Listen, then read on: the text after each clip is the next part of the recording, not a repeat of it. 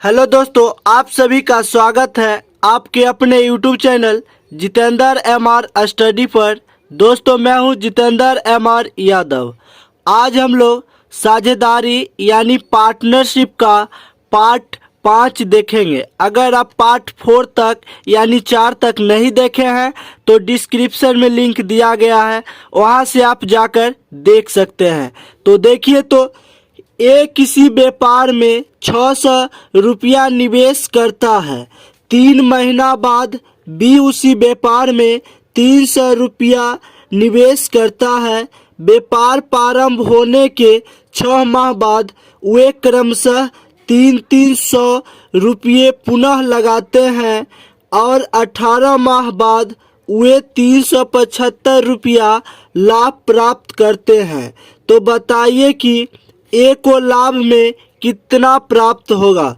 देखिए, तो पहले तो दो व्यक्ति मिलकर कोई व्यापार शुरू किया है, जिसमें से यहाँ जैसे लिखते हैं, देखिए तो ए और बी जो है साझेदार व्यापार किया है। देखिए तो ए जो है 600 रुपया लगाता है, यानी देखिए तो ए का जो निवेश है ए बट्टा बी लिखते हैं।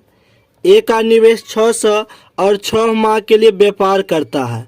उसके बाद देखिए तो बी भी उसी व्यापार में शामिल होता है और 300 रुपया निवेश करता है, और निवेश करने के बाद व्यापार में 3 महीना बाद शामिल हुआ है। यानी कुल मिलाकर 6 माह व्यापार चला है, जिसमें से 3 माह बाद ही व्यापार में शामिल हुआ है, यानी 3 महीना रहा है। उसके बाद फिर से कहा गया है कि व्यापार प्रारंभ होने के 6 माह बाद वे क्रमशः 300 रुपया पुनः लगाते हैं, यानी 300 रुपया फिर से सब लगाते हैं। 600 पहले था और 300 रुपया और शामिल कर दिया 6 माह के बाद, तो 600 और 300, तो यहाँ हो जाएगा 900। देखिए उसके बाद जो है यहाँ देखिए तो कितना हो जाएगा, यहाँ 300 ऊपर से शामिल किया गया है, तो यानी 600। और उसके बाद प्रश्न में कहा गया है और 18 माह बाद हुए 375 रुपया लाभ प्राप्त करते हैं, यानी 18 माह व्यापार चला है। देखिए तो यहाँ 6 हो गया, तो 18 माह, तो यहाँ 12 हो जाएगा, 12 6 18, कुल मिलाकर 18 माह हो गया। यहाँ देखिए कि यहाँ जो है ये भी जो 12 माह व्यापार में रहा है, 12 और 3 15, 3 माह बाद शामिल हुआ है, तो यानी 3 माह कम रहा है, तो 12 3 15, 15 माह व्यापार में रहा है। अब देखिए तो 2 जीरो से 2 जीरो काट दीजिए, 2 जीरो से 2 जीरो, 6 1 36, 36 अब 12 नमा 108, दोनों को जोड़ते हैं तो देखिए तो यहाँ 144 हो जाएगा। और ये देखिए 3 तिया 9, या 12 6 72, दोनों को जोड़ेंगे तो यहाँ 81 हो जाएगा। इसको देखिए तो काटते हैं तो 16 नमा 144 और 9 नमा 81। देखिए तो यहाँ 16 अनुपात 9 हुआ, अगर इसका योग करें तो कितना हो जाएगा, 16 9 25, यानी अनुपात में 25, लेकिन रियल मान दिया हुआ है 375 रुपया लाभ हुआ है, तो यहाँ लिखेंगे 375, यानी 1 अनुपात का मान निकालेंगे तो देखिए तो 375 और बटा में कितना 25, 25 से 375 में भाग देंगे तो ये 15 बार में लग जाएगा, यानी 1 अनुपात का मान 15।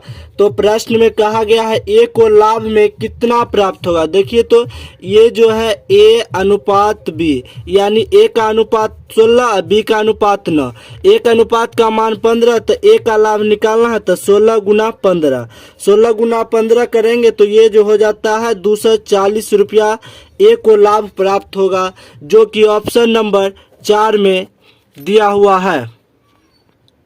नेक्स्ट क्वेश्चन देखिए तो ए बी और सी एक संयुक्त व्यापार आरंभ करते हैं, जिसमें ए पूंजी का आधा भाग 1/3 समय के लिए लगाता है और बी पूंजी का 1/3 भाग 1/4 समय के लिए लगाता है और शेष पूंजी पूरे समय के लिए लगाता है। यदि कुल लाभ 1000 रुपया हो तो बी का लाभांश ज्ञात करें। देखिए तो ए बी और सी 3 व्यक्ति मिलकर कोई व्यापार शुरू किया है। देखिए तो इसको ऐसे भी लिख सकते हैं जैसे ए अनुपात बी अनुपात सी।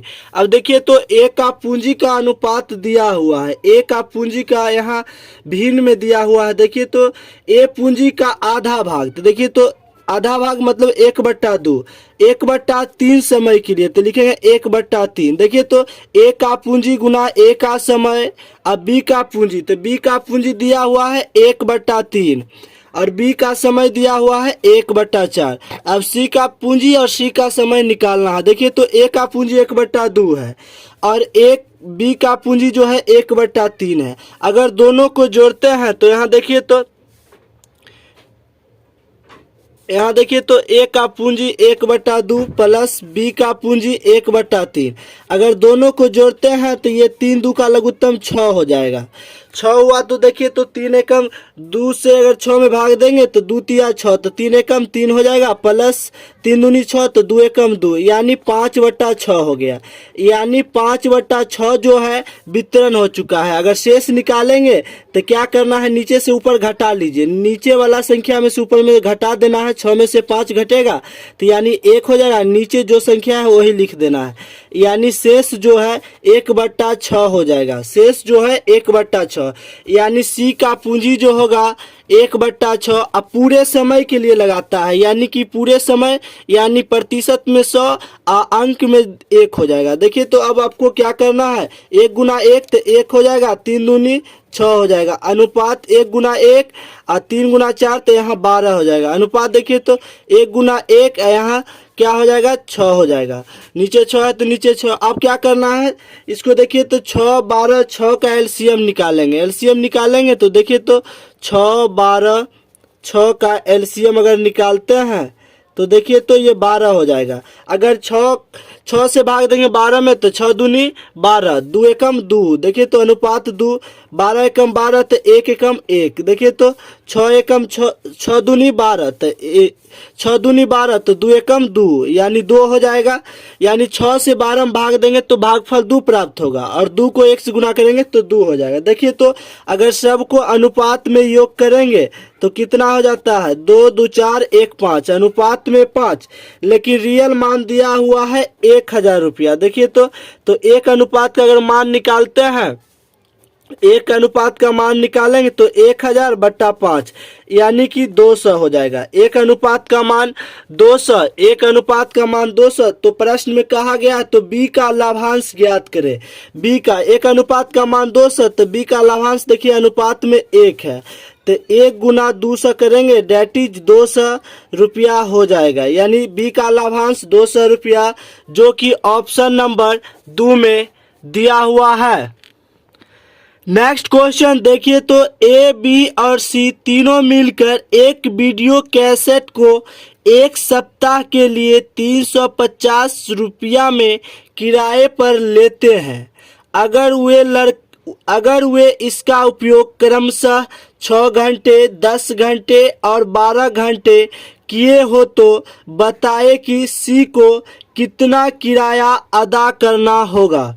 यानी 3 व्यक्ति मिलकर एक वीडियो कैसेट खरीदता है। देखिए तो यानी कि इसका देखिए तो यहाँ जैसे दिया हुआ है रुपया जो है 350 रुपया लगाता है और 3 व्यक्ति मिलकर लिया है तो 3 ए बी सी। अनुपात में देखिए तो ए जो है 6 घंटा चलाता है और बी जो है 10 घंटा चलाता है और सी जो है 12 घंटा चलाता है। देखिए तो घंटा से घंटा सब में काट देते हैं। यहाँ 6 10 12 अनुपात में है तो अनुपात किसे कहते हैं, सबसे छोटी वैल्यू को। देखिए तो यहाँ काटेंगे 2 से काटते हैं तो यहाँ 3 हो जाएगा। यहाँ देखिए तो 2 से काटेंगे तो 5, यहाँ 2 से काटेंगे तो 6 यानी 3 5 6 हो गया। अगर इस सब का योग करेंगे तो देखिए तो योग करते हैं तो यहाँ कितना हो जाएगा, 3 5 6। या ऐसे भी आप निकाल सकते हैं। प्रश्न में कहा गया है सी को कितना किराया अदा करना पड़ेगा। देखिए तो सी को तो यहाँ सी लिखेंगे और जिसका मान निकालना है उसे ऊपर, तो सी का अनुपात 6 है तो 6 लिखेंगे। जिसका मान निकालना है उसे ऊपर, कुल का योग नीचे। तो देखिए तो 6 5 11, 11 और 3 तो यहाँ 14 हो गया, नीचे 14। यानी जिसका मान निकालना है उसे ऊपर, कुल का योग नीचे। सबको जोड़कर आपस में नीचे लिखेंगे। और देखिए तो यहाँ कितना रुपया है, 350 है तो 350 लिखेंगे। देखिए तो अब देखिए तो आपको क्या करना है, जैसे यहाँ 14 से 350 में भाग देंगे तो ये जो है 6 बार में 25 बार में कट जाएगा। देखिए तो ये 25 बार में कट जाता है। 14 से अगर 350 में भाग देंगे तो 25 बार में कट जाएगा। अब देखिए तो इसका निकालते हैं तो 6 गुना 25 करेंगे तो डेट इज 150 रुपया आएगा, यानी 150 रुपया आएगा, जो कि ऑप्शन नंबर 4 में दिया हुआ है। नेक्स्ट क्वेश्चन देखिए तो ए ने 1200 रुपया की पूंजी लगाकर एक व्यापार प्रारंभ किया। इसी व्यापार में क्रमशः 3 माह तथा 6 माह के बाद बी और सी भी कुछ पूंजी के साथ शामिल हो जाता है। यदि वर्ष के अंत में इनके लाभांश का अनुपात 2:3:5 हो तो बी ने व्यापार में कितनी पूंजी लगाई। देखिए तो 3 व्यक्ति मिलकर व्यापार शुरू किया है, यानी कारोबार या बिजनेस शुरू किया है। देखिए तो लिखते हैं A/B/C। देखिए तो अब क्या करना है, जैसे ए का पूंजी दिया हुआ है, ए ने 1200 रुपया की पूंजी लगाया है। देखिए तो ए जो है 1200 पूंजी लगाया है और कहा गया है प्रश्न में, देखिए तो प्रश्न में कहा गया है ए ने 1200 रुपया की पूंजी लगाकर एक व्यापार प्रारंभ किया। इसी व्यापार में क्रमशः 3 माह तथा 6 माह के बाद बी और सी, यानी बी जो है 3 माह बाद आया है और सी जो है 6 माह बाद आया है। यदि वर्ष के अंत में, यानी 1 वर्ष का व्यापार चला है, यानी 12 माह का व्यापार चला है। देखिए तो एक्स, बी का पूंजी पता नहीं है तो एक्स मान लेते हैं और 3 माह लेट आया है, यानी कुल मिलाकर 12 माह चला है, जिसमें से 3 माह लेट आया है, यानी 9 माह तक व्यापार में रहा है।